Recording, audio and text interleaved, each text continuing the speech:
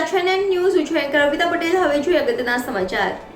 Panchmahal Halol Polycab unit 4 company દ્વારા તારીખ 4/10/2024 રોજ નવરાત્રી ચાલતી હોવાથી પોલીકેબ કંપનીમાં ગરબાનું આયોજન કરવામાં આવ્યું હતું, જેમાં ઓફિસરો અને વર્કરો તેમજ સિક્યુરિટી ગાર્ડ બધા જ લોકોએ ગરબાની ડીજે સાથે મજા માણી હતી।